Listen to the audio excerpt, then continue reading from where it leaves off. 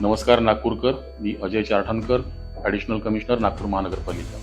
आपल्या सगळ्यांना कल्पना आहेच की येत्या 20 तारखेला नागपूर शहरामध्ये विधानसभेसाठी मतदान इथे होत आहे आणि या अनुषंगाने एक जागरूक मतदार म्हणून आपल्या सर्वांची जबाबदारी आहे की आपण मोठ्या संख्येने यावर्षी या मतदानामध्ये सहभागी व्हायचं आहे. आपल्याला बऱ्याच वेळा असं वाटतं की माझं एक मत देऊन फारसा काय उपयोग होणार नाही, परंतु असं एका मताची किंमत जी असते ती त्या प्रत्येक इलेक्शनसाठी खूप मोलाची असते आणि आपण स्वतः एक जबाबदार नागरिक म्हणून आपलं ते राष्ट्रीय कर्तव्य देखील आहे.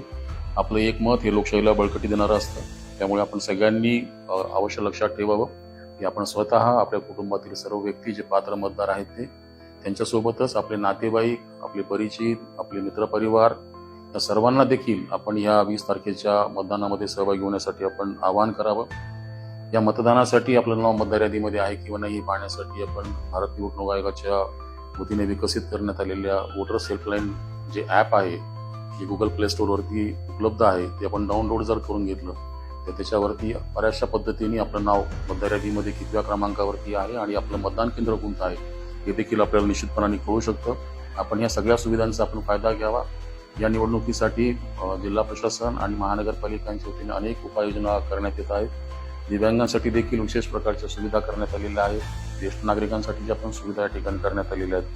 म्हणजे तुम्हाला सर्वांना विनंती आहे की आपण या राष्ट्रीय कर्तव्यामध्ये आपण सगळेजण सहभागी होऊ आणि नागपूरला डिस्टिंक्शनमध्ये यावर्षी आपण मतदानाची टक्केवारी निश्चितपणाने येऊ याची मला पूर्ण खात्री आहे. नागपूरकर, वोट कर.